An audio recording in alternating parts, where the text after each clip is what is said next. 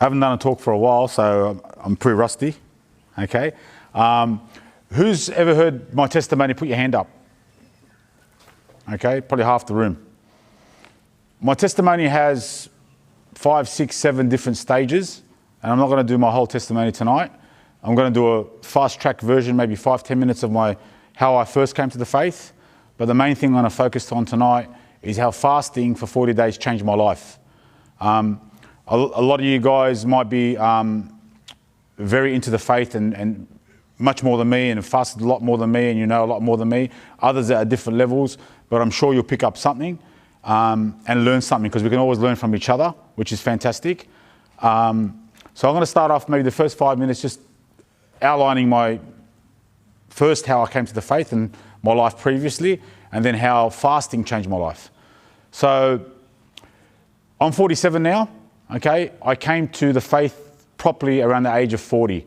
Now, my parents always took me to church when I was younger, okay, but it was in Arabic. I didn't know what was being said. I didn't really understand. I went to a Catholic school, which doesn't really mean anything these days. I wasn't even taught that Jesus was present in the Eucharist. I wasn't even taught that there was heaven or hell. So I learned nothing from my Catholic school education. And whenever I went to church in those younger years, I never listened anyway. So I had no idea about my faith. I was what they call, cafe Catholic or Christian by tattoo. Not that I've got any tattoos, but you see some people with tattoos and they think they're Christian because they've got a tattoo on, or, a baptism certificate. So that's what I was. Okay, I'm talking about myself, not talking about other people.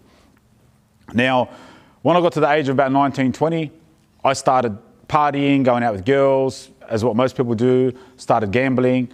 By the age of about 25, I got really, really deep into a lot of sin. Pornography, every single day. Okay? Different girls every single night. Sometimes 2 in one night. Okay? I would never stay with one girl more than... Sorry, babe, can you block your ears, please? So I was always just jumping from person to person. Gambling, I got to the point where I was gambling, and I'm fast-tracking this testimony part. I was gambling maybe every single day for about 18 years. At some stage, I was playing poker. I once played poker for 26 hours straight without even sleeping or eating. I could say I was a junkie for gambling. Some would say I was an alcoholic. I would get drunk every single Friday, Saturday and Sunday every week for about 19 years. But I wasn't an alcoholic because Monday, Tuesday, Wednesday, I wouldn't drink. So I thought I was, I was in control. And I probably was. But the gambling, I had no control over. The woman, I had no control over. The pornography, I had no control over. Okay, the thing was, at many stages of my life, I gave up gambling. I gave up gambling for 3 days. I gave up gambling once for a week and a half. Does anyone know how I gave up gambling for a week and a half? Anybody have any idea? Had the flu? No, I had no money. So I couldn't gamble until I got paid. So the only way I would stop gambling was if I had no money. Okay, drinking, like I said, I could stop myself Monday, Tuesday, Wednesday, because I wasn't the person that used to go drinking because I enjoyed the drink. I'd drink to get drunk. And I'd drink to get drunk to pick up girls, to go out. So I'd only drink in a nightclub environment. If my mates were having a barbecue on a Sunday and have a drink, I was like, no, I don't want to drink. If I'm not going to get drunk, what for? So I was an extremist. And I had a very addictive personality. Okay? Could I stop any of these? I thought I could. If anyone's got any addictions, a lot of people who are addicted to drugs or gambling or alcohol always think that they can get out of it. I always thought I was in control. I was like, yeah, I can give up gambling whenever I want. I was in denial, right? Now, all this, at the time, if you ask me, was I enjoying life? I was loving life. I was actually really, some guys know me from the past, and I used to love my life. I used to enjoy it. I used to love gambling. I used to love the girls. And I was living not a double life, but more like a triple life. My gambling friends didn't know my drinking friends. My drinking friends didn't know the friends that we used to go to nightclubs with. And the guys that I grew up with didn't know I gambled. Okay, and my family had no idea. So even guys I've known there's guys here I know that know me very well. And when I say I used to gamble, they're like, what do you mean you used to gamble? I never saw you gamble. And they know me for 25 years. So I used to go gamble with my gambling mates. And I was very shifty about it. Why am I telling you guys this? Because a lot of young people these days think Gambling's fun, girls is fun, drugs is fun. You know, when I get older, I'll stop. That's what I thought. Got to 25, it got a bit worse. Got to 30, it got worse. 35, I was gambling, borrowing money from my parents that they didn't even know about, losing money. I lost 2 houses, okay? I got into business with somebody where I lost about $400,000. I lost 2 houses and I fell into a very big depression because I was like, no money. I gambled everything away. I lost friends. I lost this. My family didn't know what was going on and I was going through severe depression. But I thought I was still living my life. So what I would do is, if you look at a cup of water, my life was like a cup of water. Without Christ, there was a massive hole in the bottom and it just kept leaking. So I kept filling it up with alcohol, with girls, with gambling. Once I finished gambling, if I had no money, I'd go to the girls. Once I finished the girls, so I could be sitting on a poker table, okay? My wife knows me now that I'm not very good at doing multiple tasks. Yeah, babe? I'm not very good at that. But when I used to gamble, mate, I'll be gambling on a poker table, putting a sports bet and messaging 7 girls at once. I was the master, okay? I could do everything at once because I was living in sin and I was just, it was like I was possessed. I didn't think of that at the time, but that's what I say now. When I hit rock bottom, I'm going to fast track to get to the part where I started fasting. This went for quite some time. I got to the age in my late 30s, okay? There was a period of time when I told you I lost the $400,000. I went into bankruptcy. Actually, I didn't go bankruptcy. I lost everything before I got bankrupt. And then the same time, my uncle got cancer. Just a month before he got cancer, I was hanging out with this guy that was from America. And this guy, I hung out with him for about 8 months. We were partying in the casino. He's an African-American guy. I didn't know, but in one night between me and him, but it wasn't my money, it was his money, he spent $350,000 gambling and strip clubs in one night. This guy was like, he had tap water, just money, just coming out. He didn't care. He'd gamble 50 grand on one bet. Okay, and I hung out for about 8 months and then he got arrested. I found out, and I'll fast track this, I found out later on that he was a fugitive from America. He was 3rd on the FBI most wanted list after Osama bin Laden for fraud. He rorted the banks in America of $250 million and he was on the run in Australia hanging out with Charlie Bakhos. So I was partying with him. He got locked up. Between you and I, he was actually a real nice guy to me. And when he got locked up, I was actually saddened. A friend of mine just got to jail. Then my uncle gets cancer. Then my mum had a heart attack a week later. Then if anyone knows my friend Frank Terz, he was a very good friend of mine. He used to own Cafe Door in Bellwood. He had a heart condition that he didn't know about. He went to hospital and then he had to have a heart operation. He had a stroke. 6 months later, my uncle passed away. 2 weeks later, Frank passed away. The other guy was in jail. I was now entering bankruptcy. I lost all this money and my whole world around me was collapsing. And I had no other choice at the time because I didn't really believe in God and the faith properly. And my only choice was to commit suicide. So I went to the park near my parents' house and I wouldn't even know how to commit suicide. So I started thinking, how am I going to kill myself? And my brother kept calling me and I owed my brother money. So I'm like, well, I'm not going to answer his calls. And I thought, you know what? I've got nothing to lose. I'm going to kill myself anyway. So I answered the call and I said, listen here. I gambled your money. I gambled his money. I've done this. I've lost everything. I'm going to kill myself. He asked me where I was. He came to the park. He said, look, I'll help you. You'll get through this. At the time, I didn't know, but my sister, Shireen, was praying for me. My mum was praying for me. And if everyone knows Badri from QMHR, they were praying for me.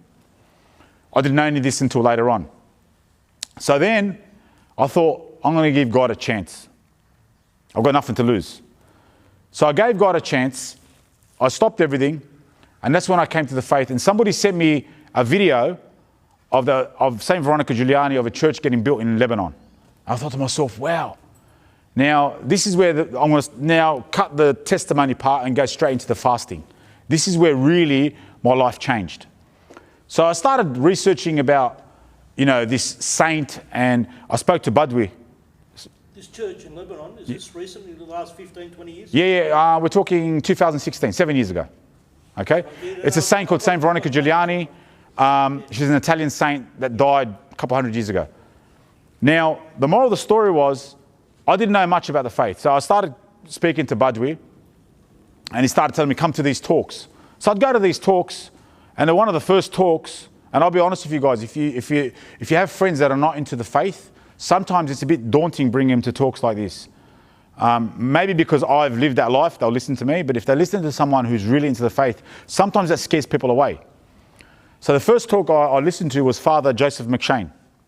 We're sitting in St. Felix in Bankstown, and Badwi and Georgie Mark and everyone's going, this priest he's the best, you've got to listen to him. I'm sitting there, and he's telling me he's telling all of us how pornography, having sex before marriage and all that is a sin.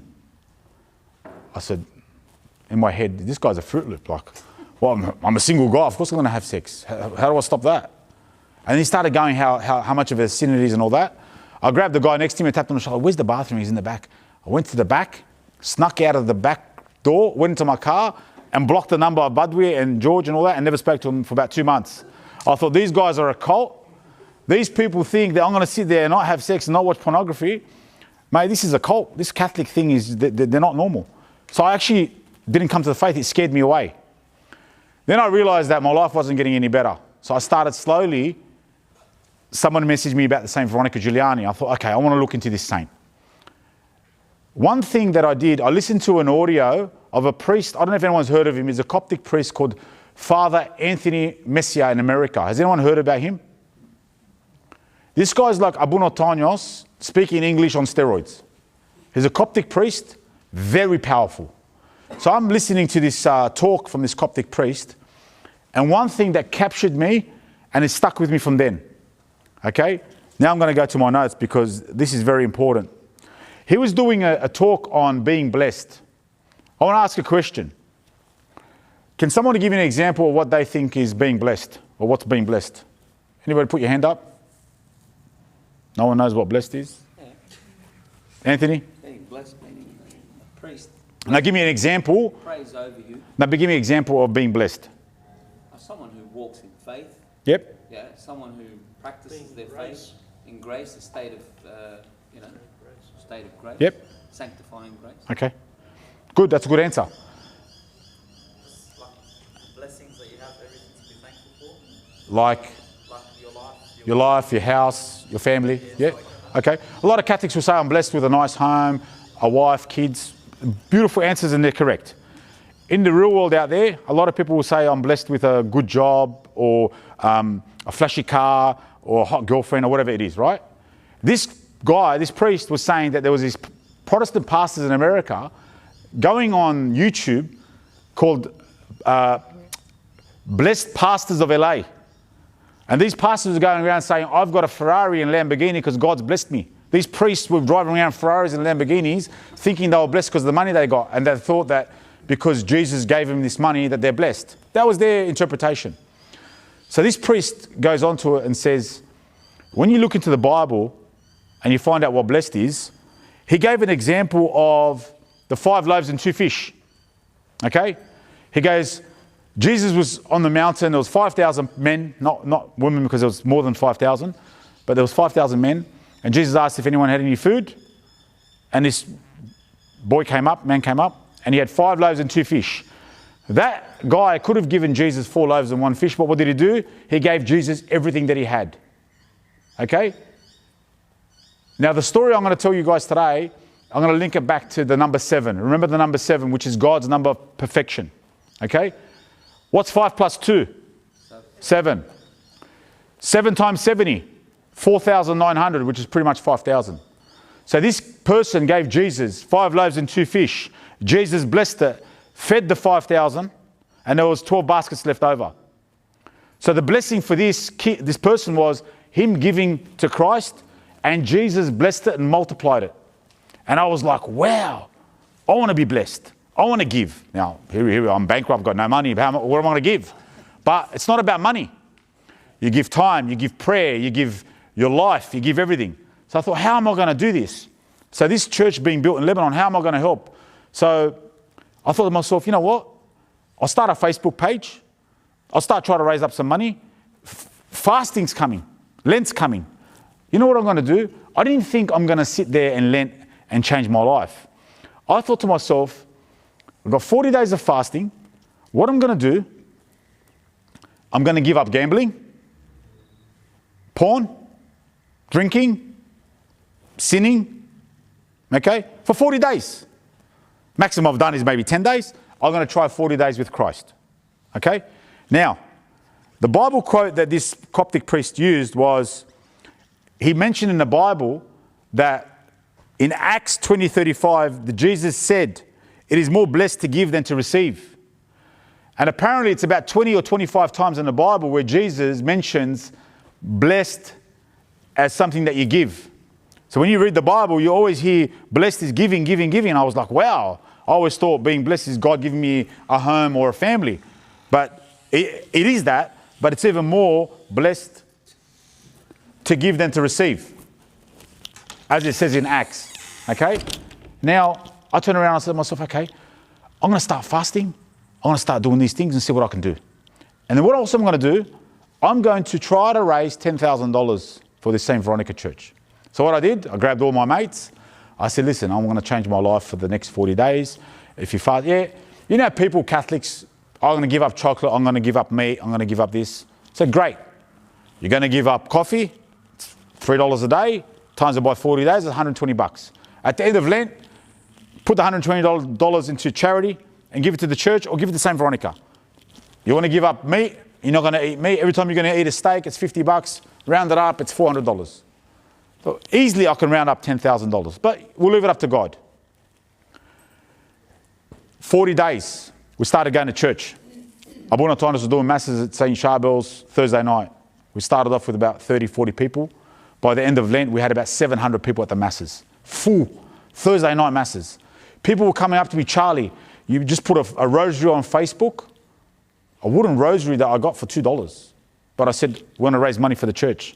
Have an auction. Yep, it goes up to $500. Guy rings me up, I want to pay $500 for that rosary. Fantastic, I'll meet me at church. He comes to church, comes to give you the money. I said, no, you got to go into mass. No, Habibi, I do mass on Sunday, I don't do mass on Thursday. Well, there's the door. You're not getting the rosary. I was very stubborn. But what do you mean? I bought it. I don't want your money. Money's not going to me, it's going to the church. And the actual post that I put out was that you have to come to mass. He says, all right, man, I'll go in. He goes in there, falls in love with the mass, starts coming every week. Confession line, boys all tatted up, some from jail, some from gambling, some from everywhere. Lining up, going to confession. In 40 days, we didn't raise $10,000, we raised $220,000. By the end of 4 months, guess what? We raised $700,000. 70 times the 10,000. Not because I did it, because God blessed it. And God blessed it and multiplied it by 70. Okay? But what was happening, the conversions that were happening, the people coming to church, coming to confession, was phenomenal. Okay? Now, going back to linking this up to the Bible, okay? If you look at Jesus, right? Jesus was led into the wilderness by fasting before starting his ministry, correct? It says it here in Matthew 4:1. Jesus was led by the Spirit out into the desert to be put to the test by the devil. He fasted for 40 days and 40 nights. So if Jesus himself started his ministry with fasting, who are you not to start your journey with Christ without fasting? That's what I want everyone to think about. I'm talking about myself too. Okay? These are very important lessons. Now, as I said, fasting off food, fasting off anything, it's good. But what's your end goal? Now, this is where I'm going to quote you again the Bible, the power of prayer and fasting. Okay? The importance of not just fasting, but there's 3 things that you should be doing. Fasting, praying, and almsgiving. It's mentioned in the Bible.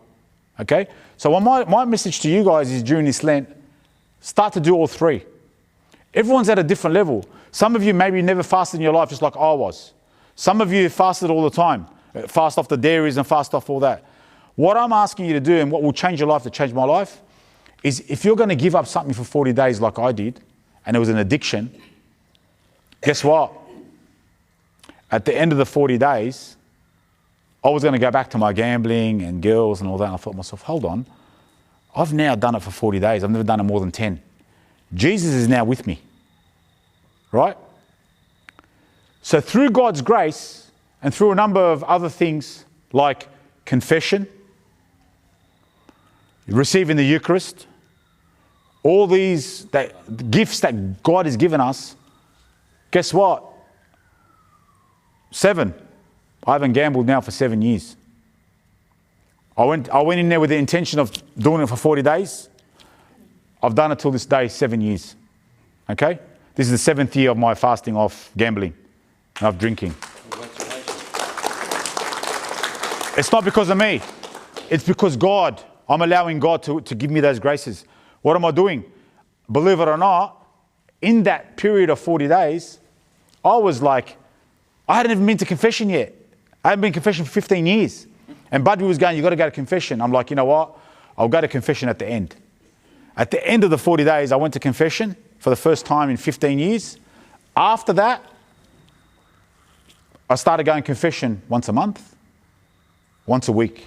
Till now, I go like once a week. Not showing off or anything like that. I go to confession once a week, not because I'm a saint, but because I'm a sinner. And because I started realizing how bad my sins were. Before I was drenched in sin, I couldn't see. Okay? Now, even in the Bible, sorry if I go back to my notes, okay? Even in the Bible, it mentions about the power of prayer and fasting. Okay?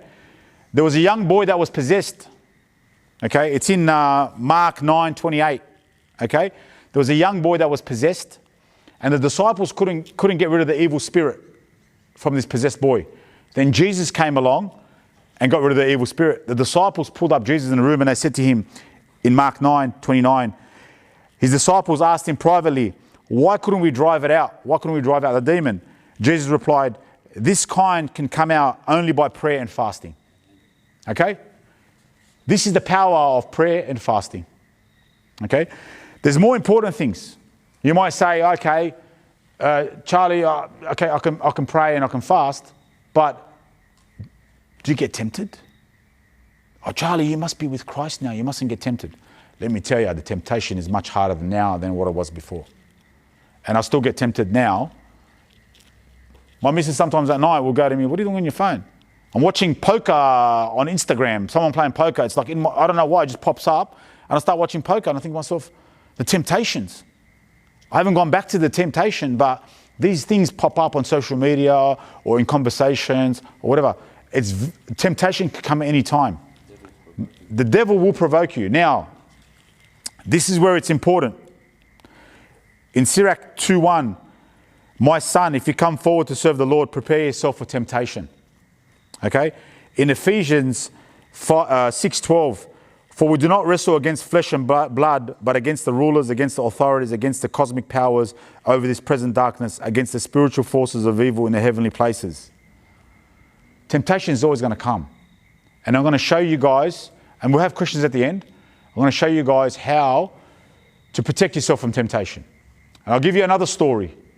Before I met my wife, I was working for the company I was working for, and they said, Charlie, you keep going back and forth to Lebanon. What we want you to do is when you're here, we want you to train salespeople in Brisbane, in Melbourne, in Sydney, and just go to all our companies and just train us, because I've done sales for 20 years. So I went and they paid for the accommodation and flights, and I went and just done the sales training. So one day I'm in Brisbane. Now I'm single. I haven't met my wife at the time. I was single, but I was avoiding going out with women and all those, like, there's nothing wrong with going out with women, but I was avoiding the sexual temptations. So I was in Brisbane, and there was nothing to do at night, and I was there for a week, and I said, I don't want to go out. Like, I don't want to go see anything that's going to tempt me. So I said, you know what? I'm going to go into the hotel and just go to the gym and then go to sleep. I walk into the gym, there's no one there, it's like a small gym. This girl that looks like she just jumped out of a porn movie stands right next to me on the thing. She looks at me and she goes, are you Lebanese? I'm like, yeah. She goes, I love Lebanese guys. I was like, I've never had anyone say that in my life. I was like, that's definitely not a real person, that's the devil. I said, oh, really? Okay. And I like a pussycat, I ran and went up to my room. I ran away. So I went into my room. I'm thinking, man, all the days I was a player, I never had opportunities like this. Now they're coming knocking on my door. So it comes to the point, the same evening, okay, I go into my room, I go to sleep, pray the rosary and go to sleep at 7:30. 7:30. I woke up around about 3 o'clock in the morning. I look at my phone and there's like 2% battery. So I go to charge the phone, it's not charging. I go to turn the light on, the light's not on. It's a brand new building in Brisbane. The electricity's out. Something's going on. Very unlikely that a brand new building like that's going to have a blackout. So I hear someone, I'm on level 19, I hear someone rattling in the hallway, and I still got my phone light, whatever. I go into the hallway, and I see another porn star with a towel wrapped around her in the hallway. And I'm like, what's going on? She goes, I think there's a blackout in the building. I said, oh, okay. And I'm just wearing boxer shorts and a t-shirt. And she goes, look, if you need any help, I'm your neighbour. Just come and knock on my door. I've seen a few movies like this. But anyway, so I jump back in the room thinking, this is the devil. I go back in the room. I say the sign of the cross. And then I said to myself, you know what? I don't think that's the actual girl. I reckon it's a demon. And I'm not scared of demons. I want to go and see. So I go open the door, walk outside. The door closes behind me. Her door closes. I think, I'm not going to knock on her door. It's too tempting. So I'd rather avoid that. I said, you know what? I'm going to let it be. I'll go back to my room. There's no electricity. So the door swipe doesn't work. Oh, no. The lifts aren't working. Oh, no. I'm barefoot, 19 flights of stairs. My only choice is to knock on her door. So guess what Charlie Bakhos does? Walk down 19 flights of stairs to avoid the temptation. Got to outside, walked there. The guy's outside the hotel. Bang, all the lights go on in the building. I go, wow, I just passed my temptation. So to me, you might not believe the story. You might think, oh, it's exact. Let me tell you, I felt that was my temptation. And I beat it through prayer because I was fasting. All that sort of stuff was protecting me. But don't get me wrong, I was very close to go down that temptation. And temptations are going to tempt you in different ways, okay? From gambling to drinking to gossiping to talking about your friend. All these temptations are going to come to you, especially when you're fasting. Now, the other thing that's very important, okay, how do you protect yourself from these temptations? You've got fasting and prayer, yeah? Okay? And I'm warning you guys because if you start fasting and praying during Lent and you're doing it properly, the better you're doing it, the more that you're going to get tempted. Okay? It doesn't mean you stop. It means you fight harder. Okay? These Bible quotes. I was speaking to Abu Najan last night and I was telling him a bit of my testimony just off the cuff, and he's like, this Bible quote relates to this. I was writing them down. I have no idea. And I started thinking, wow. So there's one story I was telling Abu Najan. I said, everyone lives in a house or a unit, right? So let's say you live in a house. And we're going to assume that the devil is the thief that's going to try to rob your soul. He's going to try to break into your house. So the first thing you do to protect your house is if your doors are open, your windows are open, the thief can walk straight in. So when I was living a life of sin, the devil was walking in and out like it was his own home. Okay? I had my doors open, my windows open. Everybody's welcome. Not even a mat on the door. So you've got to protect your house. How do you protect your house? You put locks on the door.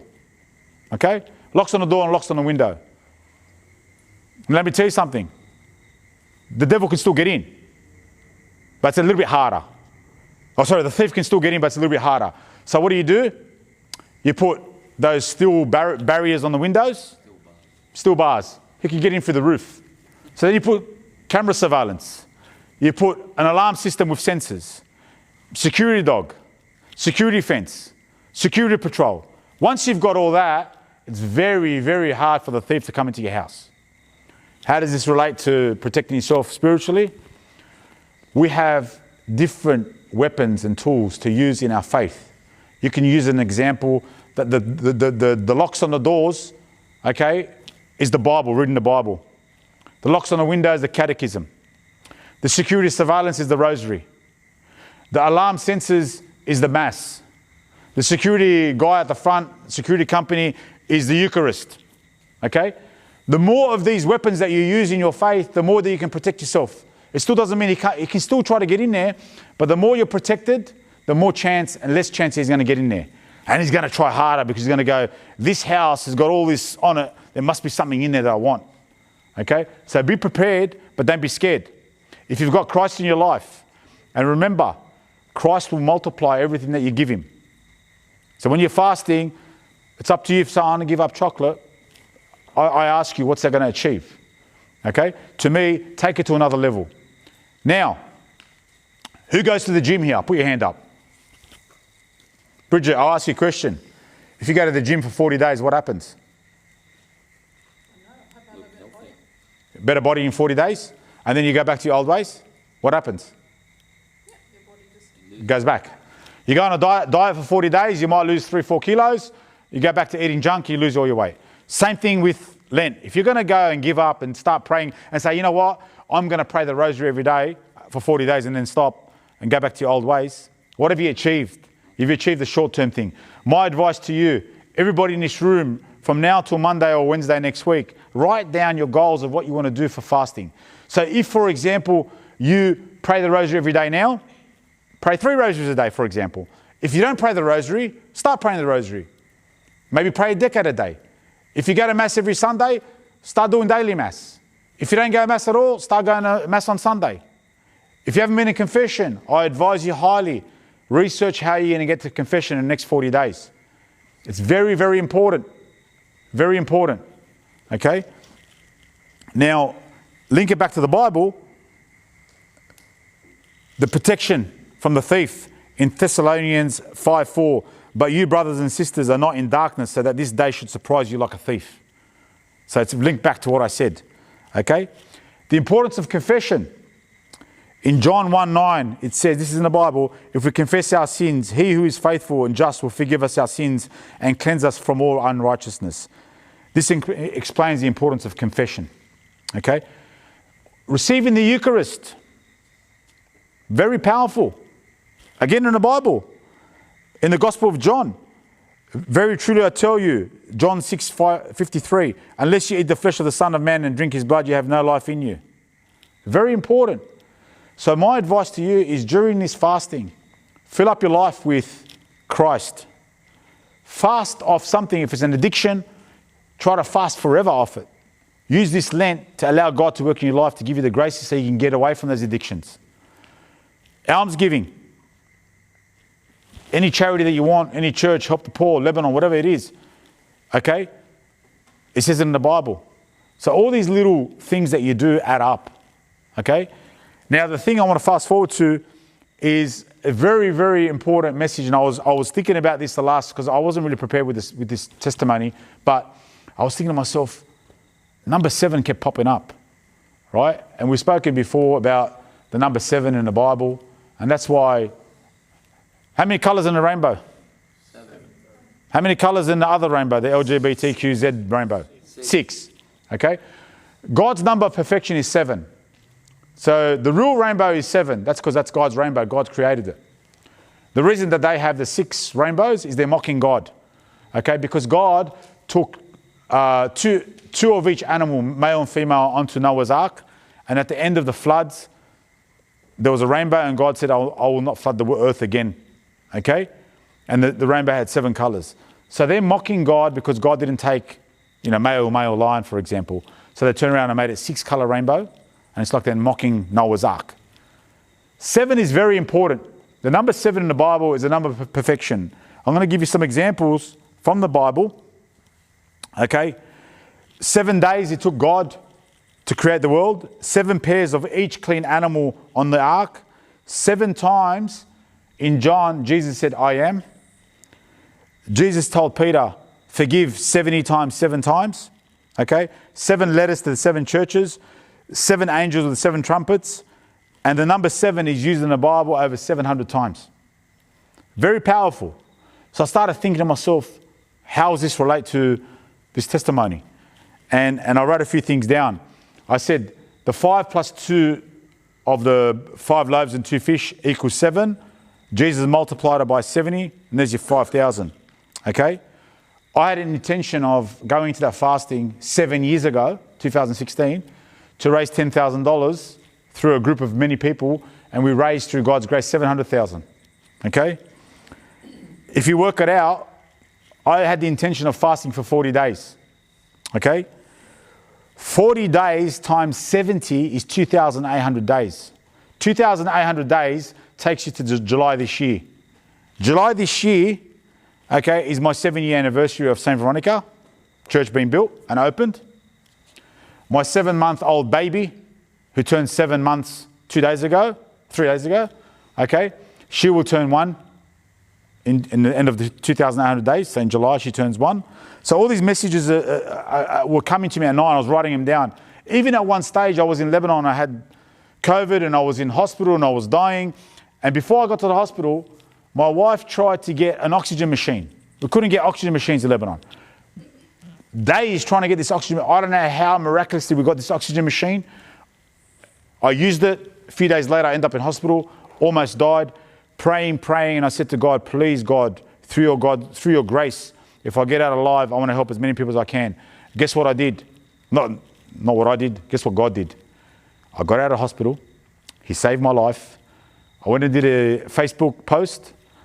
In one day, I raised $77,000 and we bought 70 oxygen machines in Lebanon. Like 7 just kept popping up. It's not about the monetary. It was just 7 kept popping up. And that's how powerful it is. I was writing them all down. And I asked my wife the other day, I said, babe, when we were in Lebanon and through QMHR, we're helping a lot of families. Do you remember what the number of families that we were helping with the food boxes and medication? She said, wasn't it 700? So the last 2 years, we've been helping 700 families. I'm thinking, wow, Charlie Bakhos can't even help 2 families on my own. But through God's grace, through his blessing, God, I want to help 1 or 2 families. Pray, fast, bring yourself to Christ. He brings you people, and you end up helping 700 families. You end up fasting 70 times more than you expect. If you think you can't give up gambling or drugs or addictions, okay, now's the time. For the Maronites, it's on Monday. For the Roman Catholics, it's on Wednesday. And I tell you what, just pick a few things that you learned today. Ask any questions you want. But I tell you what, we can always be better and get better. This year, me and my wife sat down and said, you know what, I don't think I'm doing enough for Christ. I don't think I'm doing enough. So what we decided to do was, okay, we're going to read the Bible every day. I'm going to do catechism in a year. I've been listening to it every morning. She goes, why don't we do daily mass? I'm like, how am I going to do daily mass? I've got no time. We've been doing daily mass now since before Christmas. Okay, nearly every day. I think we've missed like 3 or 4 days in the last 2-3 months. But daily mass. Not because I'm a saint, because I'm a sinner. Okay? And regularly going to confession, receiving Jesus every day. So now, Easter's coming up. I've got to step it up. I've got to step it up. I've got to work out. I've got to step it up because I want God to bless my family. I want him to bless us. Okay? And just to let you guys know, moving forward, I'll have questions as well. But where's that? Yeah. Just to let you guys know, I've been praying on this too. We're going to start a Christian Lives Matter podcast. YouTube, Spotify, all that sort of stuff. So I need your support. So everybody get on there. We want to do talks like this. We want to do interviews with people who have had bad experiences, testimonies, strong priests. Really get the message of Christ out there.